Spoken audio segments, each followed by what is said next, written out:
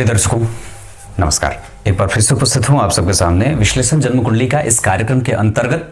आज जिनकी कुंडली लेकर के आया हूं, ये विदुषी हैं, बहुत ही ज्ञानी हैं और साथ ही साथ ये डॉक्टर हैं। शुरू करते हैं आज का कार्यक्रम। कहीं नहीं जाना है, बिल्कुल बन के रहिएगा। कार्यक्रम के आरंभ में ही मैं आपको बताऊं कि सिंह लग्न की जातिकाएं और कन्या लग्न के जातक, ध्यान से समझिएगा। सिंह लग्न की जातिकाएं और कन्या लग्न के जातकों में बड़ा अंतर स्पष्ट करना कई बार मुश्किल होता है। सिंह लग्न की जो जातिकाएं हैं उनमें प्रभाव पुरुष का ज़्यादा होगा और कन्या लग्न के जो जातक हैं उनमें प्रभाव स्त्रियों का ज़्यादा होगा। तो इन दोनों को सदैव ही, मतलब अगर आप सिंह लग्न के हैं और महिला हैं, जातिका हैं, तो निश्चित रूप से आपको सदैव ही बहुत सावधान रहना चाहिए अपने स्वभाव को लेकर के, जिसमें गर्माहट थोड़ी ज़्यादा हो जाती है। वो क्रूरता और कई बार निर्दयता, पुरुषोचित गुण ज़्यादा भर भर करके उसमें देखने को मिल जाते हैं। और कन्या लग्न के जातकों में वो एक जैसे होता है ना कि वो अपनी स्थिति को मेंटेन नहीं कर पाते, या ये कहते हैं कि उनके ऊपर जल्दी ही किसी का प्रभाव पड़ जाता है, स्त्रियोचित गुणों वाले होते हैं। ये अंतर स्पष्ट करना जरूरी है। ये कन्या लग्न के हैं और जातिका हैं। लग्नेश कहाँ बैठे? दशम स्थान में। सूर्य दिग्बली, बुध स्वग्रही और शनि इसके संग। दशम भाव के अधिपति दशम में, लग्नेश दशम में, लक्ष्मी संपन्न योग बनेगा। एकादशवें भाव में नीच के मंगल बैठे हैं और इस कुंडली के लिए सबसे कमजोर या अशुभ ग्रहों के रूप में उपस्थित होते हैं। अशुभ ग्रह की परिभाषा में बैठाए जाते हैं। कन्या लग्न की कुंडली के लिए सबसे कमजोर ग्रह अगर कोई बनता है तो वो मंगल ही बनते हैं, क्योंकि उनको तृतीय और अष्टम भाव का स्थान मिला है। ये ब्रह्मांड के वो क्षेत्र हैं जहां से कमजोरी, मेहनत, प्रतियोगिता, मृत्यु, आयु, इन सभी चीजों का विचार किया जाता है। वहां पे थोड़ी सी कमजोरी देखने को मिलती है। तो अष्टम भाव के अधिपति और तृतीय भाव के अधिपति जहां कहीं भी बैठते हैं वहां से थोड़ी परेशानी देते हैं। लेकिन मैं आपको इसका एक बड़ा अच्छा फायदा बता दूं जो इनकी कुंडली को मिलेगा कि अष्टम भाव के अधिपति एकादशवें भाव में बैठेंगे तो व्यक्ति को पुरस्कार अर्जित करने वाला बना देते हैं। हाँ, और व्यक्ति टॉप क्लास का ज्ञानी होता है, मतलब उच्चस्त, उसके ज्ञान के बराबर कोई नहीं होता उसके आसपास। सुंदर होता है। और इतना ही नहीं, यहां देखिए तो भाग्य भाव में स्थिति बहुत अद्भुत बनी है। भाग्य भाव के अधिपति भाग्य भाव में राहु के साथ नहीं, केतु के साथ बैठे हैं। इससे व्यक्ति दानी, धार्मिक, कामी होता है, मतलब उसका आकर्षण पुरुषों की तरफ भी होता है, लेकिन वो धर्म करने वाला होता है। इतना ही नहीं, प्रभाव में उसके पास स्त्री संततियों की अधिकता भी होती है। मंगल नीच के होने के कारण स्त्री संतति की अधिकता होती है। और यहां पे चंद्रमा पंचम भाव में बैठे हैं, योग कारक स्थिति शनि लगा रहे हैं।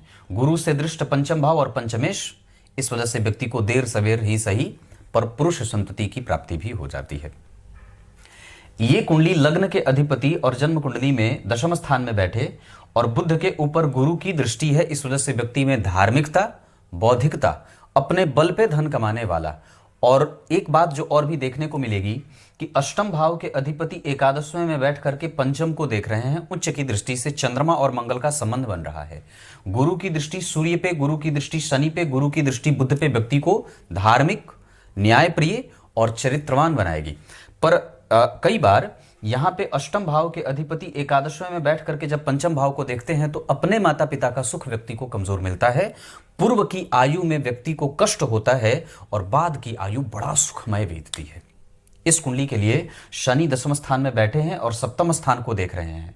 सप्तम भाव का अधिपति छठवें भाव में बैठ करके सप्तमेश छठे में बैठे हैं, मंगल से दृष्ट हैं और शत्रु की दृष्टि मंगल की प्राप्त हो रही है कुंभ राशि पे। इस वजह से व्यक्ति को जीवन में कई पुरुष और कई महिलाओं के साथ काम करना पड़ता है। उसके जीवन में आवागमन लोगों का प्राय बना रहता है। उसका आकर्षण किसी के प्रति बड़ा जल्दी ही हो जाता है। प्रेम की परख रखने वाला होता है, प्रेम की समझ रखने वाला होता है। अगर यहाँ पति शत्रु बन जाए तो फिर शत्रुता बड़ी भयावह हो जाती है। इस वजह से सप्तमेश छठे भाव में बैठे तो आर्थिक रूप से, आर्थिक तौर पे ये कुंडली बहुत विलक्षण है। कभी भी इस कुंडली को आर्थिक तंत्र में कमजोरी नहीं आएगी। पर अगर कोई मतभेद बन गया और साथ ही साथ स्पाउस के साथ, उसके ससुराल वालों के साथ या ऐसे लोगों के साथ, तो फिर कठिनाई बढ़ जाएगी। मतलब हमें इसका ध्यान रखना होगा।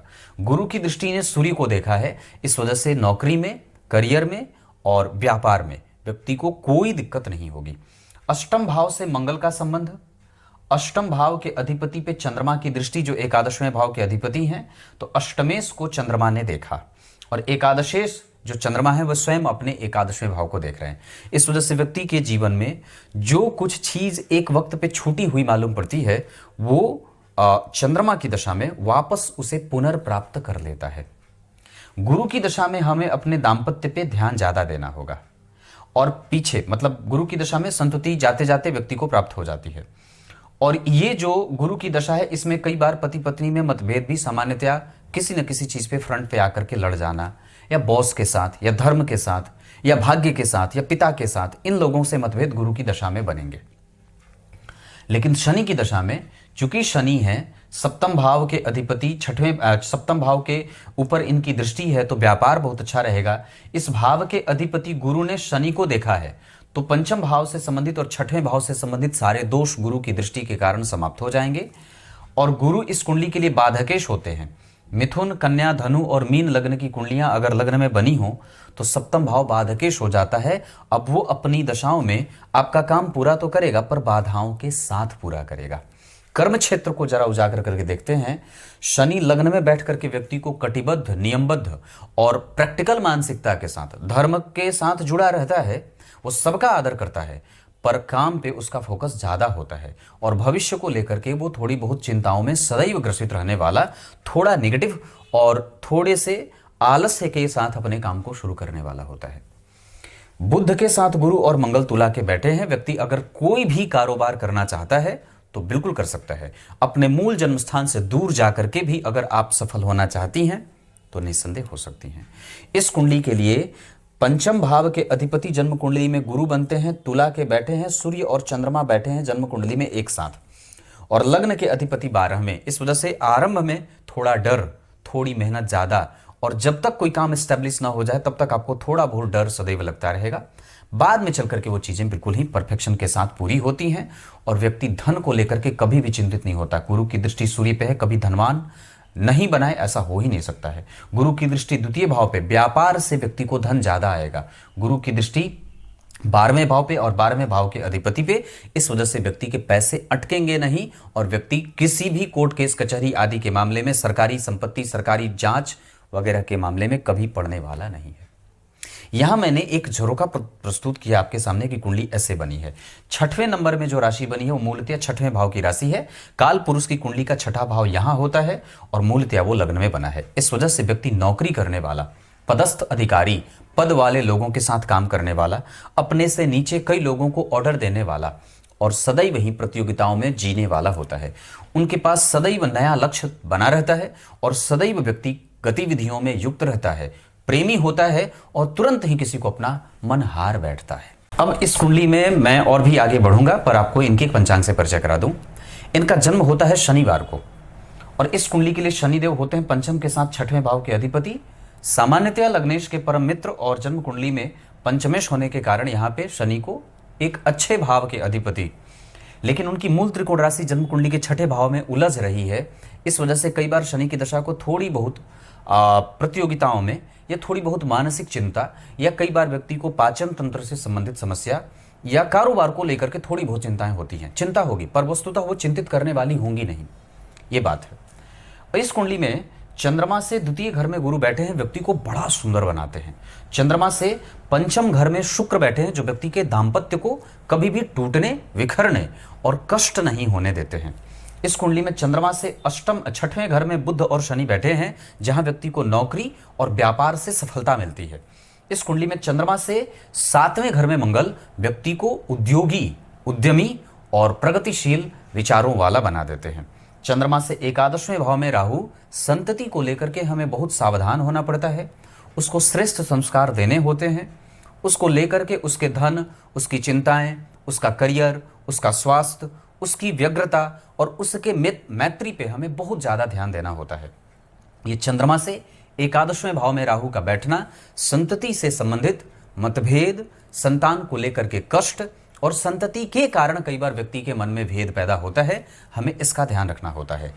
कई बार जब चंद्रमा से राहु एकादशवें भाव में बैठ जाते हैं तो व्यक्ति की संतति धन को नुकसान पहुंचाने वाली हो जाती है। ऐसी अवस्था में हमें बहुत ही समुचित तरीके से, बहुत सावधानी से अपने संतान को धन देना चाहिए और उसके संस्कारों पे विशेष ध्यान देना चाहिए। उसके संस्कारों पे, उसकी मैत्री पे उसको बहुत ज़्यादा पैसे नहीं दें, बहुत ज़्यादा बिगाड़े नहीं और बहुत ज़्यादा उसे लाड प्यार में रख करके उसके प्रभावों को और उसके स्थिति को कमज़ोर ना करें, क्योंकि कई बार ये स्थिति आपके संतान को बिगाड़ने का काम भी कर रही है। प्रत्यक्ष बात है, जो भी है स्पष्ट बोल रहा हूं। जन्म कुंडली के नवांशा में शुक्र का 12वें भाव में बैठना चतुर्थेश होकर के, इस वजह से व्यक्ति के जीवन में प्रेम होता है और वो प्रेम की परख और प्रेम की समझ रखने वाला होता है। इतना ही नहीं, कई बार व्यक्ति के पति और पत्नी दोनों कामकाजी होते हैं, जिसके कारण दोनों को एक दूसरे के साथ कई बार आपस में मिलने का समय बड़ा कम सा मिलता है। एक दूसरे को समय देने की स्थिति भी कई बार कम होती है। ये प्रैक्टिकल बात है कि जब दोनों ही काम करेंगे तो सामान्यतः ये गुण इस तरह से ही आता है, क्योंकि चतुर्थ भाव के अधिपति हैं, 12 में बैठे हैं और गुरु का प्रभाव जन्म कुंडली में पंचम भाव पे, सप्तम भाव पे बुध और मंगल का है। इस वजह से दोनों ही कई बार सेम क्षेत्र से आ जाते हैं। नवांश कुंडली आपके दाम्पत्य में पति का होता है, स्पाउस का होता है। वहां उच्च के मंगल बुध के साथ बैठे हैं, जहां व्यक्ति कई बार व्यापार से बहुत अच्छा धन कमाता है और सरकार से उसकी दिलचस्पी प्रत्येक दिन प्रतिदिन उसकी सरकार से दिलचस्पी, सरकारी नौकरी से दिलचस्पी कम होती जाती है। ऐसी अवस्था में कि गुरु छठे भाव में बैठे हैं, सप्तम भाव के अधिपति जन्म कुंडली में शनि के द्वारा पंचमेश होकर के देखे जा रहे हैं। कई बार व्यक्ति का प्रेम बहुत श्रेष्ठ होता है, कई लोगों से प्रेम कर बैठता है और कई लोग उसके जीवन में आते भी हैं। उनकी सुंदरता कई लोगों को आकृष्ट भी कर जाती है। यहाँ पे उच्च के मंगल पे गुरु की दृष्टि, बुध मित्र की राशि में गुरु से दृष्ट है। इस वजह से पति बहुत सीधा, सरल और स्वभावगत विरोध प्रकट नहीं करने वाला भी होता है। ऐसी स्थिति दाम्पत्य को कभी भी टूटने और कमजोर नहीं होने देती है। उच्च के मंगल, उच्च के सूर्य, गुरु का पंचम भाव को देखना, गुरु की जन्म कुंडली के तीसरे भाव पे दृष्टि, तीसरे भाव के अधिपति पे व्यक्ति अपने पति से इतना ज़्यादा प्रेम प्राप्त कर लेता है जितना वो कई बार देता नहीं है, और वो निश्चित रूप से बहुत ही ज़्यादा क्रिएटिव मानसिकता का होता है। दाम्पत्य में पति भी और व्यक्ति, पति और पत्नी का दाम्पत्य बहुत अच्छा और क्रिएटिव है, समस्याओं को समझने वाले हैं, मिल करके सामने से पीछे पुरानी जो बातें हैं उसको भूल जा करके सामने नई समस्या पे ध्यान केंद्रित करने वाली ये कुंडली है। ये सदैव उलझन में रहने वाली कुंडली नहीं है, सदैव पीछे की बात को याद करके व्यक्ति भ्रमित हो, ये वाली कुंडली ये नहीं है। अपने आप को उजाले की तरफ ले जाने वाली ये कुंडली है। शनि की दशा को धर्म की दशा कही जाती है। आने वाली है आपकी कुंडली में शनि की दशा। जितना ज़्यादा हो सके धर्म करिए, जितना ज़्यादा हो सके अपने काम में नियमितता बरतिए, जितने ज़्यादा हो सके अपने काम में पंक्चुअलिटी बरतिए, जितना ज़्यादा हो सके धर्म करिए, दान करिए, पूजा करिए, पाठ करिए, मंत्र जपिए, गुरु दीक्षा ले लीजिए। इन सभी चीज़ों का काल, तीर्थ यात्रा का दर्शन करिए, गंगा जल का सेवन करिए, हनुमान चालीसा का पाठ करिए, सुंदरकांड का पाठ करिए, दुर्गा सप्तशती आदि, गीता आदि, इन सब चीज़ों का अध्ययन अध्यापन जीवन में चलता है तो जीवन में कभी किसी की आवश्यकता नहीं पड़ेगी। इस कुंडली में शनिवार को जन्म हुआ और शनि इस कुंडली के कारक ग्रह होते हैं। कन्या लग्न की कुंडली के लिए बुध देव महत्वपूर्ण होते हैं, उसके बाद शुक्र देव भी महत्वपूर्ण होते हैं। द्वितीय भाव के अधिपति हैं तो कभी कभी कष्ट देते हैं, हालांकि उतने भी ज़्यादा नहीं, क्योंकि स्वग्रही हैं और गुरु से केंद्र में हैं, चंद्रमा से त्रिकोण में हैं, तो चंद्रमा और शुक्र का प्रभाव कभी भी कमजोर इस कुंडली के लिए नहीं रहेगा। वर्षा ऋतु में जन्मे होने के कारण और चंद्रमा के पास मंगल की दृष्टि प्राप्त होने से और केतु की दृष्टि प्राप्त करने से मन सदैव ही थोड़ा डरा हुआ सा भी रहता है। चंद्रमा और गुरु का द्विद्वादश में जाना, कई बार व्यक्ति बहुत ही ज्यादा अपने ही बल पे सब काम करने की इच्छा रखने वाला, उसको कभी किसी से कोई चीज प्राप्त ना करनी पड़े, मांगनी न पड़े, ऐसी इच्छा और मनसा रखने वाला और कई बार अपनी जेब से ज़्यादा भी खर्च करने वाला हो जाता है। वो बहुत ज़्यादा इमोशनल, बहुत ज़्यादा प्रेमी और बहुत भावुक होने के साथ थोड़ा डरपोक भी होता है। चीज़ों को लेकर के, परिवार को लेकर के, संपत्ति को लेकर के, इष्ट मित्र हित मित्र को लेकर के, संबंधियों को लेकर के, माता पिता को लेकर के, भाइयों को लेकर के, अपने काम को लेकर के थोड़ा बहुत डर रहेगा और वो निगेटिव डर रहेगा, क्योंकि चंद्रमा से गुरु द्विद्वादश में बैठे हैं। ऐसी स्थिति, और मैंने इसमें कुंडली में अच्छी बात क्या कही कि अष्टमेश है पर एकादश में बैठे, ये बहुत बढ़िया होता है। व्यक्ति टॉप करता है, सदैव पुरस्कार अर्जित करता है, मॉनिटर रहता है कलाओं का, और जो है वो क्रिएटिव गुणों को रखने वाला होता है, डॉक्टर होता है और विभागीय अध्यक्ष होता है, विभाग में सुप्रीम होता है। ऐसी स्थितियां। सप्तम भाव पे शनि की दृष्टि अनियमित दिनचर्या करने वाली या अनियमित दिनचर्या में व्यक्ति का जीवन यापन जीवन जीना पड़ता है, ऐसा बना देते हैं। गुरु की दृष्टि शनि पे व्यक्ति को कटिबद्ध और अपने मेहनत पे उसको सदैव विश्वास करने वाला बना देती है। वो सदैव अपने जीवन को फोकस होकर के काम करने वाला भी होता है। इनका जन्म वर्षा ऋतु में, इस वजह से दिमाग में बहुत सारे प्रश्न बनेंगे। कृष्ण पक्ष के द्वितीय तिथि के चंद्रमा सरकारी नौकरी देते हैं, संतानहीनता नहीं होने देते। उत्तराषाढ़ा नक्षत्र और जन्म कुंडली में वैश्य वर्ण और मनुष्य गण के जन्मे होने के कारण व्यक्ति को सदैव ही चिरचीटे का जड़, जिसे आपा मार्ग कहते हैं, उसकी जड़ अपनी दाहिनी या बाईं भुजा में, महिला है तो बाईं भुजा में बांधना चाहिए। इसके साथ साथ कपूर से अपने घर को सदैव ही कपूर की आरती करनी चाहिए। लाल पुष्प की माला अगर बन पड़े तो देवी मैया को अर्पित करना चाहिए। देवी मैया की पूजा जितनी इस कुंडली में की जाए उतना ही बढ़िया रहेगा। ग्रह के बल के आधार पे अगर बात करूं तो सूर्य और चंद्रमा वृद्ध अवस्था में बैठ रहे हैं डिग्री के हिसाब से, हमें उनको बल देना है। सदैव सूर्य को अर्घ, रविवार को मांसाहार, गुरुवार को मांसाहार, मंगलवार को मांसाहार का सेवन बिल्कुल ना करें। जितना ज्यादा हो सके शुद्ध भोजन का इस्तेमाल करें। जितना भोजन बिल्कुल रूखा सूखा, साग सलाद, इन सभी चीजों का सेवन करें। मंगल आपकी कुंडली में बढ़िया है, बुध आपकी कुंडली में बहुत अच्छे हैं। इन दोनों ग्रहों की दशाएं आपकी कुंडली के लिए सामान्यतया अपने देने से ज्यादा देंगे। मंगल अच्छे हैं, खराब होते हैं, अच्छे नहीं होते इस कुंडली में, पर फिर भी उनको अच्छा परिणाम देना ही पड़ेगा।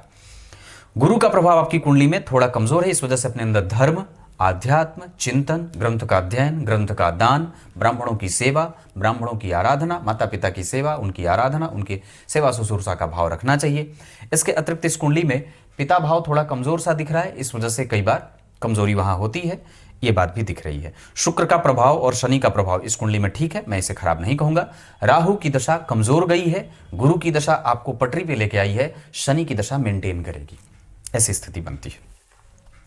और भी बाकी के अन्य वर्ग जो चार्ट हैं उसके आधार पर आपकी कुंडली धन बहुत अच्छा इकट्ठा करेगी और आपका दिमाग सदैव धन के इर्द गिर्द घूम रहा है। संतान के मामले में संतति का सुख विलंब से ही मिला है, पर वस्तुतः वो है हाँ, लेकिन जन्म कुंडली में जो सबसे छोटी संतति है, हमें उस पर काफी ध्यान देने की आवश्यकता है। वैसे इस कुंडली में संतति से आपके भाग्य का सुख मिल रहा है। संतति के आने के बाद आपके भाग्य में निरंतर वृद्धि ही होगी और कमी नहीं होगी। इसके बाद अगर देखें तो आपकी कुंडली में संतान का सुख, इस दुनिया में सांसारिक सुखों का भाव, व्यापार का सुख, अनुभव का सुख, इसके अतिरिक्त बुद्धि का सुख बहुत अच्छा है। इस कुंडली के आधार पे अगर मैं और भी बातें कह दूं तो लग्नेश जा करके तुला के दृष्काण में बैठे हैं। शुक्र जो है वो जन्म कुंडली में नीच हो जा रहे हैं दृष्काण कुंडली में, इस वजह से थोड़ी कमजोरी हो रही है। हमें अपने स्वास्थ्य पे और पाचन तंत्र पे ज्यादा ध्यान देना होगा। अष्टक वर्ग के आधार पे और बाकी की चीजें अगर मैं बता दूं, अपने व्यक्तित्व को बहुत ज्यादा डमाडोल मत करिए। अपने आप को बहुत ज्यादा एकदम बिल्कुल फोकस होकर के काम करने की आवश्यकता है। आपके जीवन में कई लोग आएंगे, इनको आने मत दीजिए। और इस कुंडली में धन बहुत अच्छा बचेगा, मेहनत बहुत अच्छी है, इसको मेंटेन रखिए। अपनी संपत्ति को बढ़ाने के लिए अगर हो सके तो अपने ऊपर अपने नाम पे ही आप संपत्ति इकट्ठा कर सकते हैं। इसके साथ साथ आपको रिकॉग्निशन मिलेगी, इसमें कोई परेशानी नहीं है। नौकरी से ज्यादा व्यापार फायदा करेगा। इस कुंडली में समस्याओं को समझने की ताकत, वाणी की गंभीरता, वाणी का प्रभाव और सुंदरता सदैव बनी रहेगी।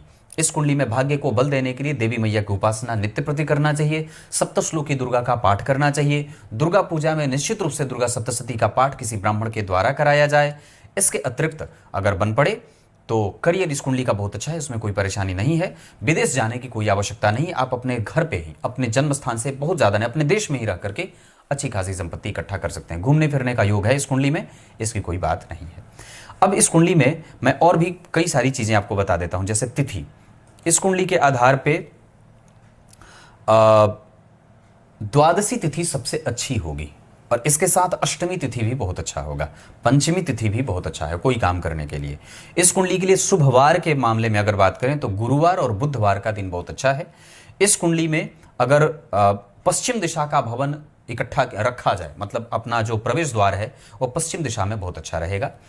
इस कुंडली के लिए शनिदेव अस्त हैं, इस वजह से हमें दक्षिण दिशा के प्रवेश द्वार वाले घर में नहीं रहना चाहिए। इसके अतिरिक्त सूर्य बलवान है, शनि भी खराब नहीं है, अस्त होने के बाद भी वो कम से कम अपने कारक क्षेत्रों का परिणाम देते रहेंगे। मतलब व्यक्ति कम से कम नियमित है, न्यायप्रिय है और अनुभवी भी है, तकनीकी जानकार, बहुत अच्छा है। एकादशवें भाव की स्थिति जन्म कुंडली में एकादशवें भाव के अधिपति देख रहे हैं, इस वजह से कम ये चंद्रमा और मंगल का जो संबंध बना है वो व्यक्ति को घुमा फिरा करके चीजों को प्राप्त करने वाला बना रहा है। इस कुंडली में शुक्र का प्रभाव बहुत अच्छा है, चंद्रदेव का प्रभाव बहुत अच्छा है, गुरु की दृष्टि सूर्य और बुध को व्यक्ति को धार्मिक और अनुभवी बनाने के साथ साथ मार्मिक बना रही है। लग्न के अधिपति का दशम भाव में बैठना लक्ष्मी योग बनाएगा, धन भाव के अधिपति का भाग्य में बैठना भाग्यशाली बनाएगा, तृतीय भाव के अधिपति का एकादशवें भाव में नीच का होना, नीच भंग नहीं होना, मेहनत थोड़ी ज्यादा और पेट से संबंधित समस्या, और कई बार पति जो होता है वो प्रेम तो करता है पर कई बार उतनी आकर्षण की कमजोरी कई बार हो जाती है। ये आपकी ही कुंडली में ऐसा है। चतुर्थ भाव के अधिपति का प्रभाव जन्म कुंडली में छठे में, नौकरी में सहयोगी, इसी के कारण नौकरी मिली है। पंचम भाव के अधिपति का दशम में जाना ये व्यक्ति को संततिवान पर स्त्री संतति वाला, क्योंकि पंचम भाव पे चंद्रमा और इस भाव के अधिपति जो बैठे हैं वो स्त्री कारक राशि में, या फिर ये स्त्री कारक राशि तो नहीं पर यहाँ पे बैठे होने से कई बार स्थितियां ऐसी बनती हैं। हालांकि यहाँ पे चंद्रमा का प्रभाव स्त्री संतति ज्यादा, नीच के मंगल के कारण स्त्री संतति ज्यादा। छठवें भाव के अधिपति का दशम में जाना व्यक्ति को, माता और पिता को भी कई बार या उनके पूरे घर में खानदान में डॉक्टरों की भरमार होती है। सप्तम भाव के अधिपति का छठे में जाना पति को कभी भी शत्रु नहीं बनने देना है। सप्तम भाव के अधिपति के बाद अष्टम भाव के अधिपति का एकादशवें में जाना क्रिएटिविटी, लाभ और पूर्व के जीवन में कष्ट, बाद के जीवन में सुख देता है। पुरस्कार और धन संपत्ति के लिए कभी व्यक्ति को घबराना नहीं होता है। नवम भाव के अधिपति का नवम भाव में बैठना बहुत अच्छा, चंद्रमा से शुक्र का संबंध मैंने बताया है, बहुत उत्तम होता है, दाम्पत्य का सुख बहुत बढ़िया देता है। दशम भाव के अधिपति का दशम में बैठना ये व्यक्ति को अपने पैरों पर खड़ा रहने वाला, कभी भी किसी से कोई मांग न रखने वाला और सदैव चंचल मानसिकता का बनाता है। एकादशवें भाव में नीच का मंगल, एकादशवें भाव के अधिपति का पंचम में जाना व्यक्ति को उसकी समस्त इच्छाओं की पूर्ति कराने वाला और कई जगह से धन के लिए प्रयासरत रहने वाला होता है। 12वें भाव के अधिपति का दशम में बैठना व्यक्ति को सरकारी डर सताए पर उसका नुकसान नहीं होता। राहु की दृष्टि सप्तम भाव पे और जन्म कुंडली में सप्तमेश मंगल से दृष्ट है, इस वजह से पति भी कई बार सेम ही प्रोफेशन को करने वाला होते हैं। राहु का प्रभाव नवम भाव पे, व्यक्ति सुंदर और व्ययशील होता है और वो महंगी चीजें इस्तेमाल तो करेगा पर किसी को पता नहीं चलेगा कि वो चीज महंगी है। राहु की दृष्टि एकादशवें भाव पे, व्यक्ति को सदैव ही प्रतियोगिताओं में रखने वाली और कई जगह से धन कमाने के लिए और थोड़ा लालची और कई बार महत्वाकांक्षी ज्यादा बना देती है। ये आपकी कुंडली है। दशमांशा कुंडली में लग्न और दशम के अधिपति सूर्य और मंगल का संबंध जन्म कुंडली में तृतीय एकादशवें का बन रहा है। व्यक्ति को कई बार धन आरंभ में थोड़ा कम, कोई भी काम करेंगे तो आरंभ में थोड़ा कम मिलेगा, बाद में चल करके बहुत अच्छी संपत्ति इकट्ठा हो जाती है और वो एक बहुत बड़ा प्रोजेक्ट हो जाता है। इस कुंडली में कोई भी काम करना हो तो शुक्र की दशा के साथ मंगल और शनि की दशा का इस्तेमाल किया जा सकता है। योग कारक स्थिति शनि बनाए हैं। सूर्य ने दशम स्थान में बैठ करके अपना बल बढ़ाया है और अपने आप को षडबल में मजबूत किया है। शुक्र और सूर्य इस कुंडली में सबसे अच्छे बैठे हैं। बुद्धादित्य योग बना हुआ है और कहीं ना कहीं इस कुंडली में मालव्य योग की भी घटित होने की बात दिख रही है, जिसके कारण व्यक्ति को सांसारिक और व्यवहारिक सुख बड़ा अच्छा मिलता है। धर्मज्ञ होता है, धर्मनिष्ठ होता है, जानकारी भले कम हो पर वो अनुभवी बहुत अच्छा होता है। इतनी सारी चीजें। शनि की दशा में लाजवर धारण करना चाहिए, जितना ज्यादा हो सके सरसों तेल का दान करना चाहिए, पुष्प की मालाओं का दान करना चाहिए, सरसों का दान करना चाहिए, पीली सरसों, कपूर और हल्दी और नमक, इसका जलन सदैव ही अगर हो सके तो घर में इसको जला करके घर में शाम के समय रखना चाहिए, खास करके रविवार और मंगलवार का। इस कुंडली के लिए बुद्ध का रत्न भी पहना जा सकता है। इस कुंडली के लिए शुक्र का रत्न भी पहना जा सकता है। नक्षत्र के आधार पर हस्त, पुनर्वसु, आर्द्रा, रोहिणी, मृगशीरा और उत्तराषाढ़ा और उत्तरा भाद्रपद, ये नक्षत्र किसी भी कार्य को करने के लिए बहुत उत्तम है। पंचम भाव के अधिपति दशम में बैठे हैं। संतति का सुख बहुत अच्छा है इस कुंडली में, पर उन्हें संस्कारी बनाना होगा। इसका दबाव आपके ऊपर मैंने बताया है चंद्रमा और राहु के कारण। तब तक के लिए बहुत बहुत नमस्कार।